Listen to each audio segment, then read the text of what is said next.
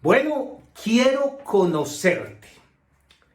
Primera de Corintios, el capítulo 1 y el versículo 18 dice: porque la palabra de la cruz es locura a los que se pierden, pero a los que se salvan, esto es a nosotros, es poder de Dios. Pues escrito está: desecharé el entendimiento de los entendidos. Dice: y destruiré la sabiduría de los sabios. Pregunta: ¿dónde está el sabio? ¿Dónde está el escriba? ¿Dónde está el disputador de este siglo? ¿No ha enloquecido Dios la sabiduría del mundo? Pues ya que en la sabiduría de Dios el mundo no conoció a Dios, mediante la sabiduría le agradó a Dios salvar a los creyentes por la locura de la predicación. Porque los judíos piden señales y los griegos buscan la sabiduría, pero nosotros predicamos a Cristo crucificado, para los gentiles ciertamente tropezadero. Dice: para los judíos ciertamente tropezadero y para los gentiles locura, mas para los llamados, así judíos como griegos, oiga, para los llamados, hay una palabra hermosa: Cristo, poder de Dios y sabiduría de Dios. Que el Señor nos bendiga a través de su palabra. Que el Señor hable a nuestros corazones y que nos dé esa riqueza gloriosa que contiene su palabra. Muy bien, la sabiduría y la locura, dos cosas totalmente opuestas. Si usted es sabio, bueno, no podría estar loco. Las civilizaciones antiguas, cada uno buscaba algo. Por ejemplo, la civilización griega buscaba la sabiduría.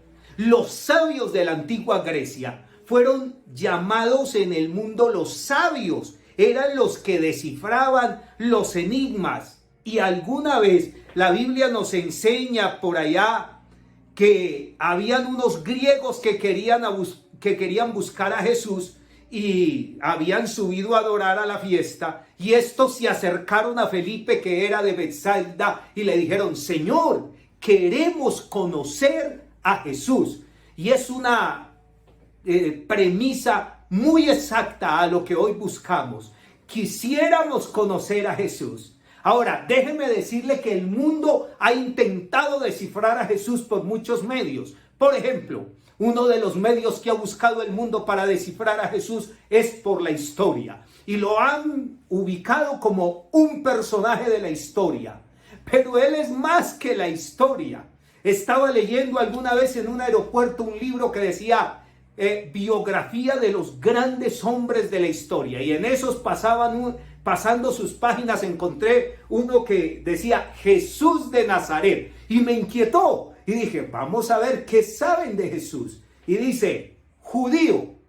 Y hablaban de que él era un personaje muy inteligente. Dice: un judío rabino muy inteligente, que por todas las cosas generó opiniones políticas y fue ajusticiado por los romanos. Oiga, que por un error técnico. Déjeme decirle que no conocían a Jesús. Porque Jesús no es un personaje solo de la historia. Él es Dios por sobre todas las cosas. Solamente que para entenderlo hay que acercarse a Él. Para poder conocerlo tenemos que estar cerca de Él. Y bien hicieron estos griegos cuando buscaron a Felipe y le dijeron: Señor, quisiéramos ver a Jesús. Nosotros queremos conocer de Jesús. Nosotros queremos saber acerca de Él. Nosotros queremos saber lo que Él habla, lo que Él dice, lo que Él sabe. Es que déjeme decirle, una cosa es hablar de Jesús y otra es conocer a Jesús. Una cosa es conocerlo a través de la historia. Ahora, hay otra forma de conocer a Jesús. a través de la teología. En el mundo ya la teología es una ciencia, de tal manera es una ciencia tan aplicada que hay universidades que enseñan teología y se conoce en la teología al Jesús de la Biblia, pero también se conoce al Jesús de la antropología misma. Pero yo quiero decirle que Él es todavía mucho más que eso.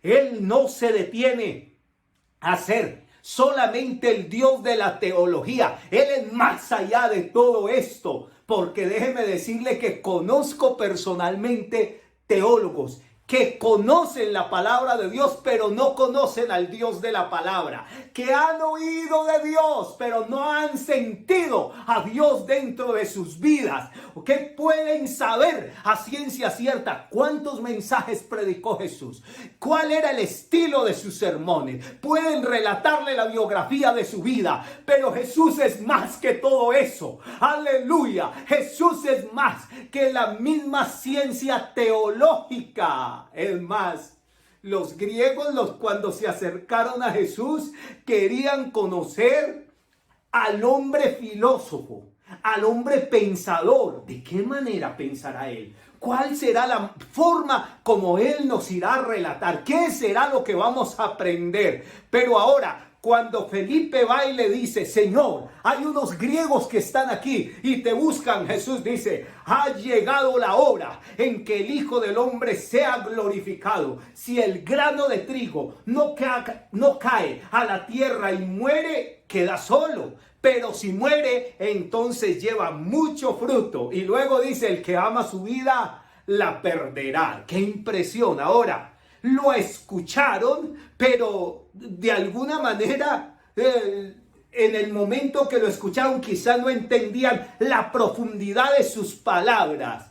¿Quién es entonces Jesús? Queremos conocerte, queremos entonces saber quién eres. Aún muchos de los que asisten a las congregaciones no lo han conocido. Muchos de los que asisten a las iglesias o muchos de los que van a nuestros templos no lo conocen porque solamente han oído hablar de Él, han escuchado cosas acerca de Él, pero para conocerle se necesita una experiencia personal, se necesita una conexión. Déjeme decirle algo, el hombre es un ser tripartito, compuesto por espíritu, alma y cuerpo. El cuerpo nos lo regaló el Señor para relacionarnos con todos los factores bióticos, con la naturaleza.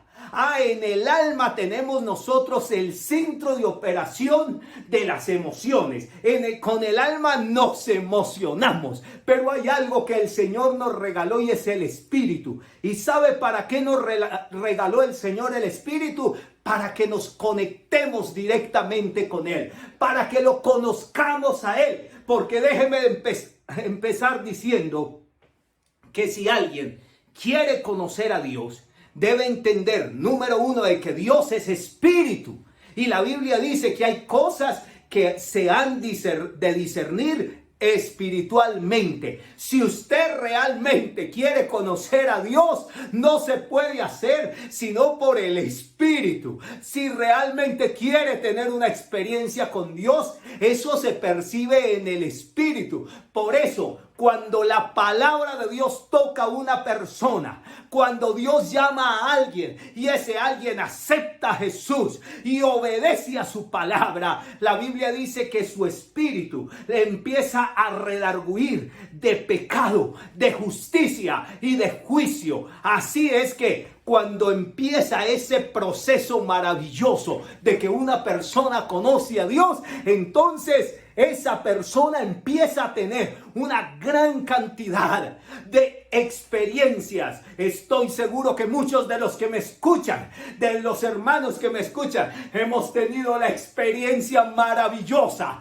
de sentir a Dios en medio de nuestros cultos. Y aunque ahora las iglesias se han cerrado, los templos, los ladrillos, las edificaciones se han cerrado, Pero sin embargo, Dios, como es espíritu, Él no limita su presencia a cierto lugar llamado templo. Él no limita su presencia a un lugar geográfico determinado, porque su presencia llena todo el universo. Así que ahí donde usted está, puede sentir la presencia de Dios. Ahí donde usted está, puede entender que hay un Dios maravilloso que tiene misericordia y que se hace sentir, porque Él es una realidad en este tiempo.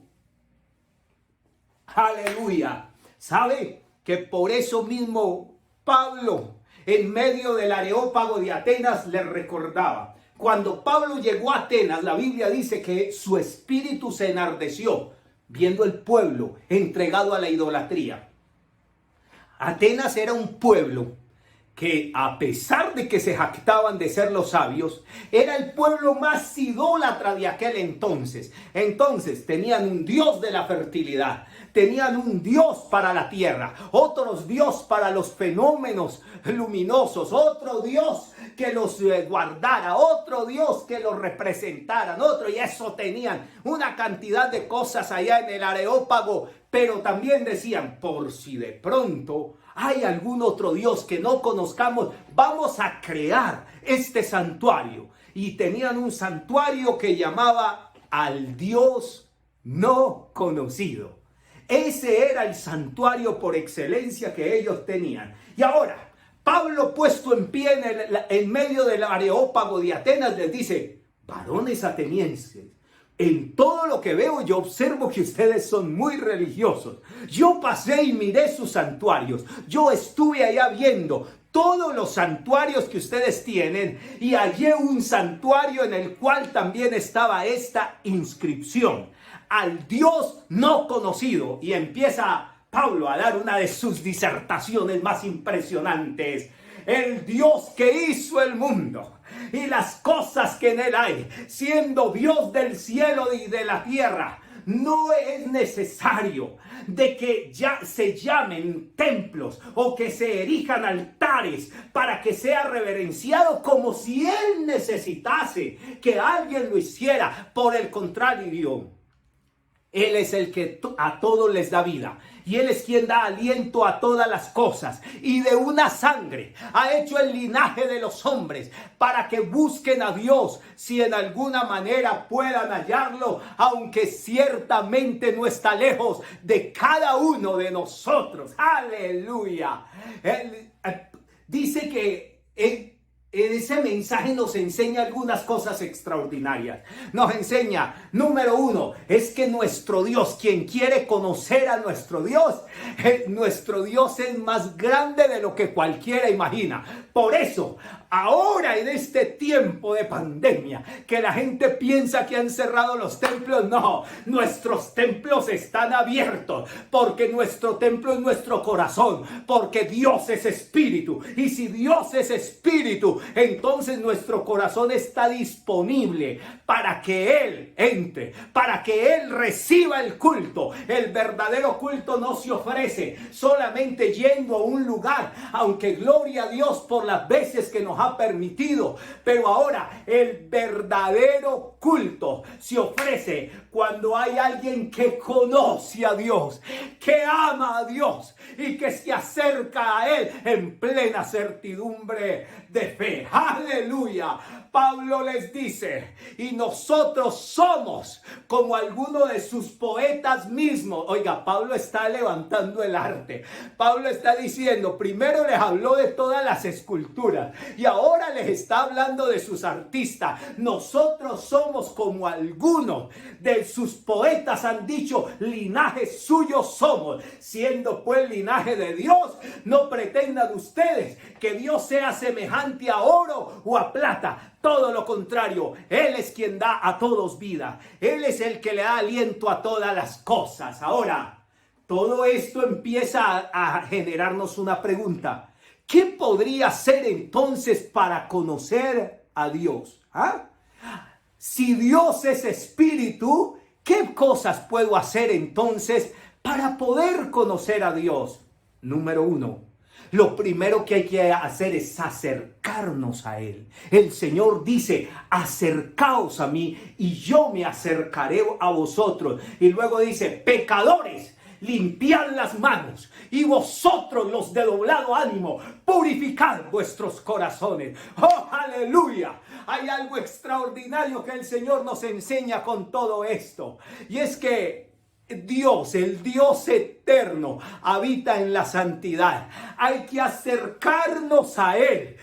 Y una vez nos acerquemos a Él, empezarán a suceder cambios en nuestra vida. Déjenme decirle algo. Cuando uno conoce realmente a Dios, cuando uno conoce y se acerca a Dios y tiene una experiencia con Él, esa experiencia transforma la vida. Cambia la manera de pensar, cambia la manera de vivir, cambia la forma como ve el mundo, porque esa experiencia es más grande que todo. Esa experiencia es más extraordinaria. Ahora entonces, número 1, hay que acercarnos a Él. Número 2, hay que aprender a adorarlo, a exaltarlo, a bendecirlo, a agradecerle, a darle gracias. Oiga, déjeme recordarle que la vida que tenemos no es por de buenas, que todo lo que nosotros somos no es porque seamos mejores que nadie, no, es por la misma misericordia que el Señor ha tenido para con nosotros. Es por la misma misericordia que Dios ha tenido. Y por esa misericordia es que hoy nosotros vivimos. Y por eso hay que agradecerle, hay que honrarlo, hay que bendecirlo. Ese Salmo 103 dice, bendice alma mía Jehová, y bendiga todo mi ser su santo nombre. Bendice alma mía Jehová, y no olvides ninguno de sus beneficios. Él es quien perdona todas tus iniquidades. Él es el que sana todas tus dolencias. Él es el que rescata del hoyo tu vida. Él es el que te corona de favores y misericordia. Él es el que sacia de bien tu boca, de modo que te rejuvenezcas como el águila. Así que el Señor, Él es.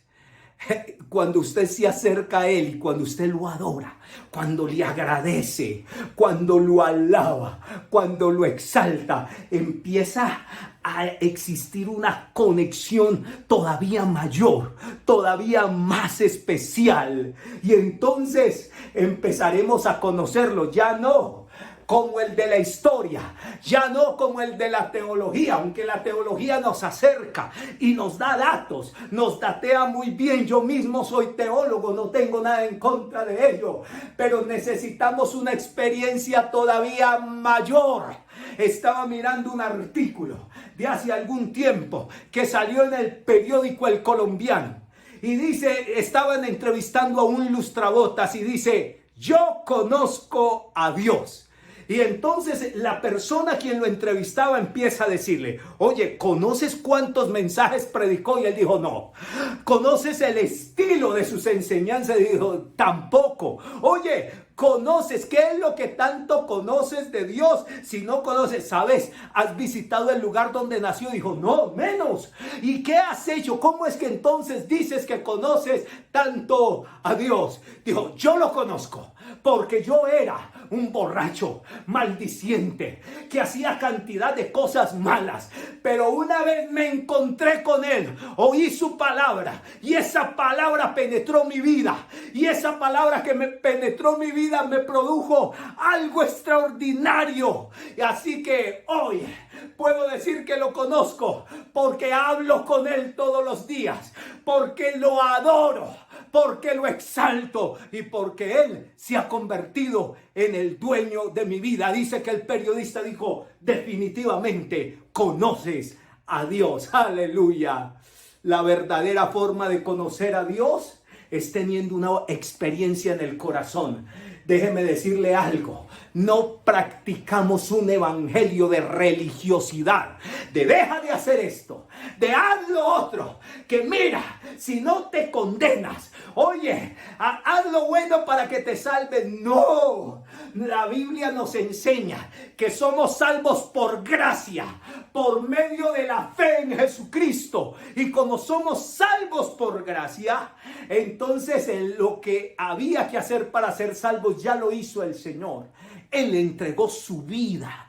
Él dio todo lo suyo para que nosotros fuésemos salvos. Ahora, el verdadero evangelio que predicamos es que hay que tener una relación personal con Dios, que hay que conocerle, que este maravilloso tema que nos reúne, que hay que conocer a Dios por encima de todo, que hay que amar a Dios por encima de todo, que hay que agradecerle a Dios por encima de todo. Oiga, eso eleva aún más todo lo que nosotros somos y nos hace estar en contacto con Él. Una cosa es usted decir que usted tiene un amigo que es alcalde, pero nunca puede hablar con él. Una cosa es usted decir que usted tiene a alguien conocido que es muy importante, pero no puede hablar con él. Pero otra cosa totalmente diferente es que usted pueda decir que usted tiene a alguien que lo conoce, que es su amigo, pero que está muy cerca de él. Yo quiero decirle que Dios está tan cerca de nosotros, que Dios quiere tocar su corazón, que Dios quiere tocar su vida, que Dios quiere entrar y hacer morada. Oiga, que Dios quiere bendecirlo en esta hora, que el Señor en esta hora quiere hacer algo extraordinario por usted, que lo quiere llenar de su Espíritu Santo, que quiere transformar su manera de pensar, que quiere transformar su manera de vivir y que quiere que usted de hoy en adelante aprenda a vivir lo más especial que existe, la relación personal con Dios, que Dios no está lejos de ninguno de nosotros. Y por eso Pablo lo dice, escrito está, desecharé la sabiduría de los sabios.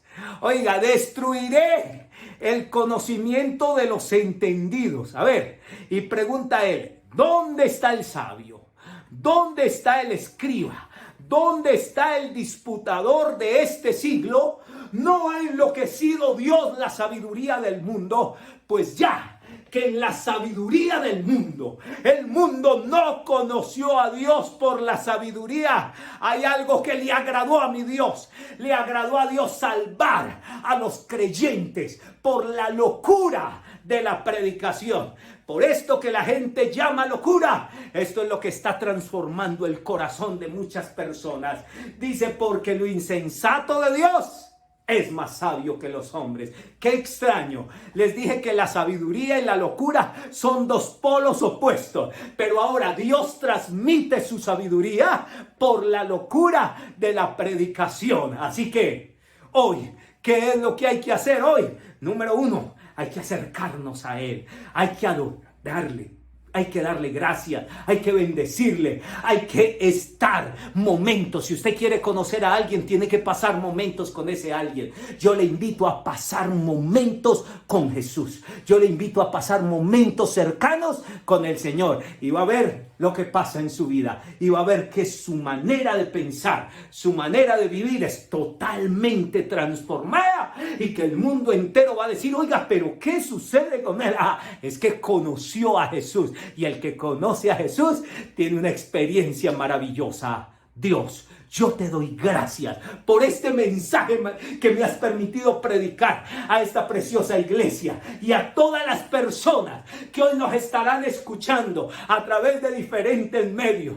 Yo te pido que bendigas a cada hermano. Yo te pido que bendigas a cada amigo. Yo te pido, Señor, que permita que haya una relación íntima, que haya una intimidad de cada uno contigo y que cada uno te pueda adorar, exaltar y bendecir como nuestro Dios y nuestro Salvador. En el nombre del Señor Jesucristo. Amén y amén.